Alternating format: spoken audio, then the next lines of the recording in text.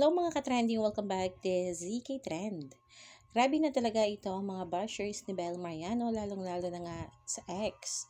Marami kasing nagsasabi na tila iniwanan na umano ni Bel si Donnie dahil hindi umano nito ini-endorso ang tito ni Donnie na si Sir Kiko Pangilinan.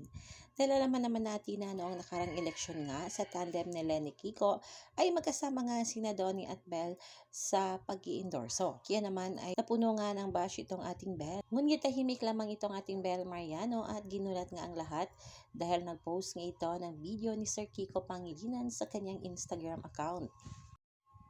Yes, mga ka-trending, Bel Mariano just endorsed Kiko Pangilinan pagka-senador.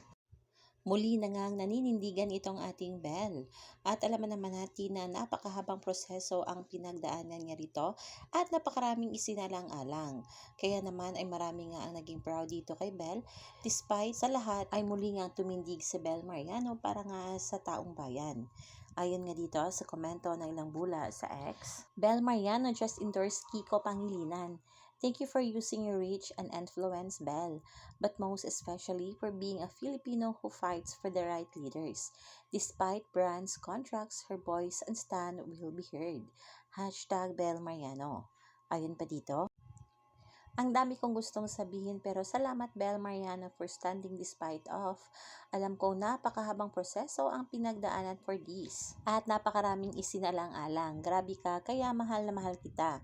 With or without this, alam kong you will stand for candidates who have genuine malasakit for our country and people's welfare. And yes, for Kiko Pangilinan. Salamat sa paninindigan, my love, Bel Mariano. Bel Mariano for Kiko Pangilinan. This is what being phenomenal means. It goes beyond their success in the industry.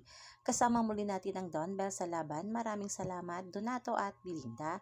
Hashtag Don Bel.